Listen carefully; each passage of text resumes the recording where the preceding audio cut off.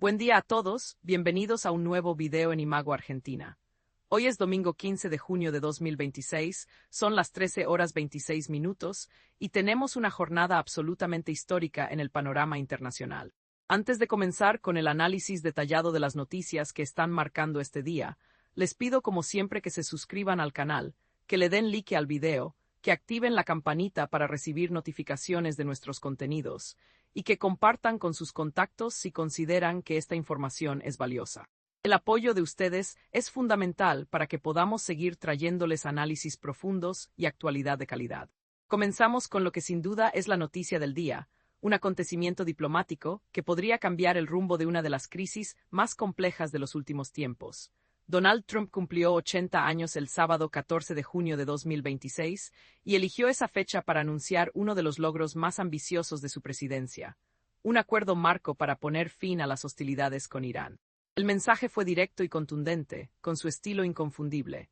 Que fluya el petróleo, acompañado de la promesa de que el estrecho de Hormuz se reabriría al tráfico marítimo comercial y que Estados Unidos levantaría su bloqueo naval. Este es un momento de enorme simbolismo. La elección del cumpleaños número 80 del presidente estadounidense para anunciar este acuerdo no es casual. Trump busca posicionar este logro como un regalo a la nación estadounidense y al mundo entero, un logro que podría marcar un antes y un después en su presidencia y en las relaciones internacionales del siglo XXI. Pero analicemos esto con profundidad. El vicepresidente J.D. Vance declaró en una entrevista con Fox News que el hecho de que Irán no posea armas nucleares estaba consagrado en este acuerdo y que Estados Unidos podrá verificar su cumplimiento. Sin embargo, expertos internacionales señalan que aún no están claros aspectos absolutamente cruciales que podrían determinar el éxito o el fracaso de este acuerdo. Las incertidumbres son múltiples y profundas. En primer lugar, tenemos el tema de las restricciones al enriquecimiento de uranio. ¿Qué límites exactos se impondrán? ¿Cómo se comparan con el acuerdo nuclear anterior, el conocido Plan de Acción Integral Conjunto de 2015? ¿Será más restrictivo o más permisivo? Estas son preguntas que todavía no tienen respuestas claras. En segundo lugar, está la cuestión de las reservas de uranio altamente enriquecido que Irán posee actualmente.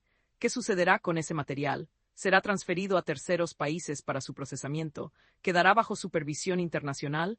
¿O simplemente se congelará en territorio iraní bajo ciertas condiciones de almacenamiento? El tercer punto controvertido tiene que ver con los peajes en el estrecho de Hormuz. Irán ya anunció que cobrará tasas por servicios marítimos a los barcos que transiten por esta vía estratégica. Esto genera un precedente peligroso y podría convertirse en una nueva fuente de tensión en el futuro. El cuarto punto es quizás el más delicado, el cese de hostilidades en Líbano. Irán exige el cese total de los ataques de Israel, algo que el gobierno israelí no parece dispuesto a conceder fácilmente, como veremos más adelante en este video. El Consejo Supremo de Seguridad Nacional de Irán emitió un comunicado donde afirmó que las negociaciones finales se pospondrán hasta después de que la otra parte cumpla con los compromisos asumidos. Este lenguaje es revelador.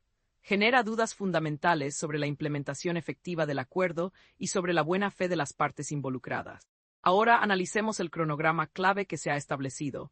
El 14 de junio de 2026 fue el anuncio del acuerdo. El 15 de junio, es decir, hoy mismo, comienza el G7 en Evian, Francia. La firma oficial está prevista para el 19 de junio en Ginebra, Suiza, y se ha establecido un periodo de 60 días de alto el fuego para negociaciones técnicas. La firma oficial contará con mediadores de Pakistán, Qatar, Arabia Saudita y Turquía, un grupo de países que refleja la complejidad geopolítica de esta región. Este acuerdo tiene implicaciones económicas enormes. El estrecho de Hormuz es una de las vías navegables más importantes del mundo. Por él transita aproximadamente el 20% del petróleo mundial. Su cierre durante el conflicto provocó un aumento significativo en los precios de la energía, afectando a economías de todo el planeta. Los mercados ya están reaccionando. El petróleo Brent cerró en $84 por barril, con una caída superior al 4%. El WTI, por su parte, se ubicó en $80 por barril, con una caída del 5.6%.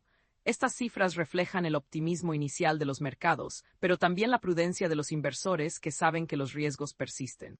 La presidenta del Banco Central Europeo, Christine Lagarde, celebró el acuerdo pero advirtió que la historia no ha terminado y señaló que la cuestión del enriquecimiento de uranio sigue estando a debatir.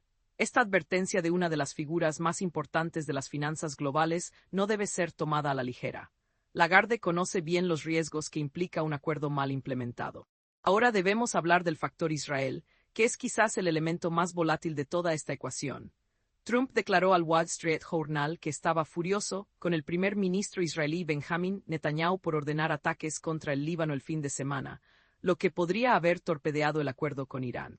Y no es para menos. Israel atacó más de 70 objetivos de Hezbollah en el sur del Líbano y bombardeó el barrio del Dalle en Beirut, dejando al menos 3 muertos y 6 heridos. Esta escalada militar ocurrió justo en el momento más delicado de las negociaciones, generando una crisis diplomática adicional. El portavoz de la Cancillería iraní, Esmail Bakai, declaró que Teherán no confía ni en Israel ni en Estados Unidos y exigió el cese total de las agresiones israelíes. Esta desconfianza mutua es uno de los mayores obstáculos para cualquier acuerdo duradero en la región. La dimensión humanitaria de este conflicto no debe ser ignorada.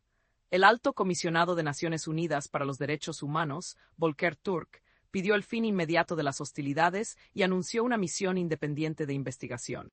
Los números son escalofriantes. Más de 3.700 muertos en Líbano desde el 28 de febrero de 2026, más de 11.000 heridos, 1 millón de desplazados y 26 víctimas mortales en Israel por ataques de Hezbollah e Irán. Además, al menos 18 manifestantes fueron ejecutados en Irán desde enero de 2026 por razones de seguridad nacional, según la ONU. Ahora bien, hablemos del tema que genera más controversia en este acuerdo, los llamados servicios marítimos. El Ministerio de Relaciones Exteriores de Irán anunció que cobrará tasas a los barcos que pasen por el estrecho de Hormuz. La justificación fue la siguiente. Siempre hemos afirmado que no buscamos recaudar peajes de tránsito, pero se cobrarán tasas por servicios de navegación, protección ambiental, seguros marítimos y otros servicios necesarios. El presidente francés Emmanuel Macron señaló que la prioridad es la reapertura de Hormuz y que haremos todo lo posible para que no haya un peaje. Esta postura europea refleja la preocupación de que Irán pueda utilizar estas tasas como una forma encubierta de presión económica sobre Occidente. La agencia iraní Fars indicó que en los momentos finales de la negociación se enmendó el texto para enfatizar la soberanía de Irán y Omán sobre el estrecho. Este detalle es significativo porque implica un reconocimiento explícito de la soberanía conjunta sobre una de las vías navegables más importantes del mundo. Desde la perspectiva política interna estadounidense, un sondeo de YouGov reveló que el 63% de los estadounidenses desaprueba la gestión económica de Trump y el 57% considera que la economía está empeorando. La rapidez con que bajen los precios de la energía será clave para las elecciones legislativas de mitad de mandato en noviembre.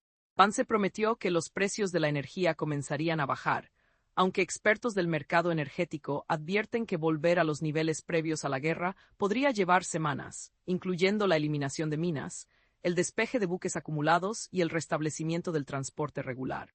Ahora vamos a cambiar de escenario geográfico, pero no de intensidad informativa.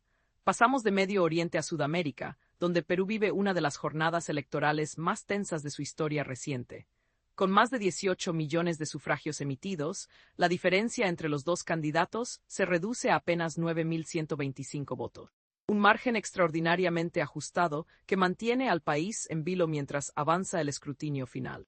Esta situación es inédita en la historia electoral peruana y tiene múltiples implicaciones políticas, institucionales y sociales que debemos analizar con detenimiento. La candidata de Fuerza Popular, Keiko Fujimori, rechazó este sábado 14 de junio de 2026 la propuesta de su rival de realizar un recuento total de los votos. Su argumento fue que dicho mecanismo solo está contemplado para actas observadas y bajo decisión de las autoridades electorales.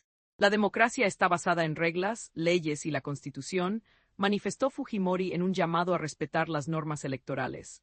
La candidata enfatizó que son los jurados electorales especiales, bajo la órbita del Jurado Nacional de Elecciones, los que determinan los casos en que corresponde revisar votos. El contrapunto con Roberto Sánchez es frontal. El candidato de Juntos por el Perú había solicitado el viernes 13 de junio un recuento total de los votos. Le propongo que conjuntamente solicitemos una revisión exhaustiva, un reconteo de todo el proceso, sobre todo donde haya indicios presuntos de que no haya ocurrido allí transparencia como corresponde, planteó Sánchez en conferencia de prensa. Luis Galarreta, candidato a la vicepresidencia de Fujimori, rechazó la propuesta de manera contundente. El recuento de votos no es porque a alguien se le ocurre. Nosotros vamos a respetar lo que dice la norma electoral.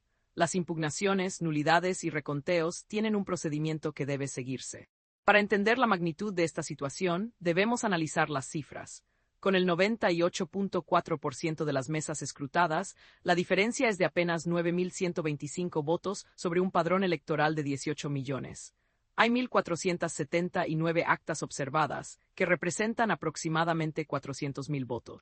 Esta cantidad es más que suficiente para alterar el resultado final, dada la mínima diferencia entre los candidatos. ¿Pero qué son exactamente estas actas observadas? Las actas electorales observadas son documentos de mesa que presentan inconsistencias, errores materiales o impugnaciones realizadas por personeros de los partidos políticos. Estas actas requieren un análisis especial por parte de los jurados electorales especiales antes de ser incorporadas al cómputo final. En el caso peruano, se están revisando 1.479 actas que representan aproximadamente 400.000 votos.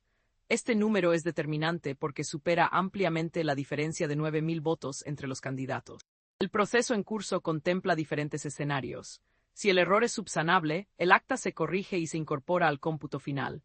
Si existen dudas mayores, se convocan audiencias públicas transmitidas en línea donde se revisan los votos en presencia de representantes de ambas fuerzas. Y en casos específicos, el jurado puede ordenar recuentos puntuales de ciertas mesas. Pero además de las actas observadas, hay pedidos de nulidad que complican aún más el panorama. El equipo de Sánchez solicitó invalidar unas 2.400 actas, alegando patrones irregulares en votos y problemas en el traslado de material electoral desde el exterior. 2 de esos recursos ya fueron rechazados por el JNE por cuestiones formales. Desde el fujimorismo, también impulsaron pedidos de nulidad en menor escala, centrados en actas de regiones donde denunciaron restricciones a sus observadores. El cronograma oficial indica que el Jurado Nacional de Elecciones dispone de plazos de hasta 3 días hábiles para pronunciarse sobre cada recurso.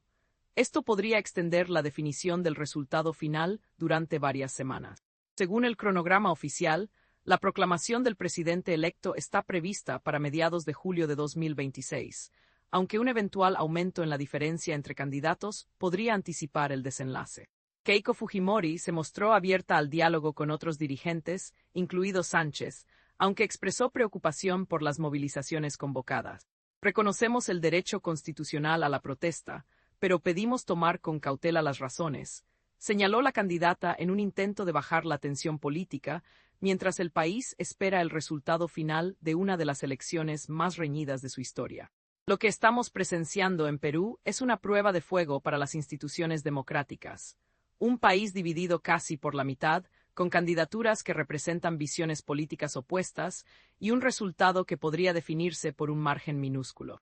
La legitimidad del próximo gobierno estará en cuestión independientemente de quién resulte ganador, y la capacidad de las instituciones electorales para manejar este proceso con transparencia será determinante para el futuro de la democracia peruana. Antes de despedirnos, repasemos los puntos clave de esta jornada histórica en el panorama internacional. Por un lado, un acuerdo marco entre Estados Unidos e Irán que promete estabilidad en Medio Oriente, pero que está cargado de incertidumbres y contradicciones. Por otro lado, una elección presidencial en Perú que se define por un margen extraordinariamente estrecho y que pone a prueba la institucionalidad democrática de ese país. Estos dos acontecimientos, aparentemente desconectados, comparten un elemento en común: la importancia de las instituciones y los procedimientos en momentos de crisis. Ya sea el Consejo Supremo de Seguridad Nacional de Irán condicionando negociaciones, o el Jurado Nacional de Elecciones del Perú resolviendo actas observadas, son las instituciones las que deben canalizar las tensiones y encontrar soluciones. Los próximos días serán determinantes. En Medio Oriente, veremos si el alto el fuego se sostiene y si las negociaciones técnicas avanzan hacia un acuerdo definitivo. En Perú, veremos cómo se resuelven las actas observadas y los recursos de nulidad, y cuándo podremos tener un presidente electo con legitimidad suficiente para gobernar. Desde Imago Argentina seguiremos cubriendo ambos conflictos con el rigor y la profundidad que ustedes merecen. Los invitamos a suscribirse al canal, a darle like a este video, a compartirlo en sus redes sociales y a dejar sus comentarios con sus opiniones sobre estos temas. Su participación enriquece el debate y nos permite seguir creciendo como comunidad. Muchas gracias por acompañarnos en este análisis. Nos vemos en el próximo video. Que tengan un excelente domingo.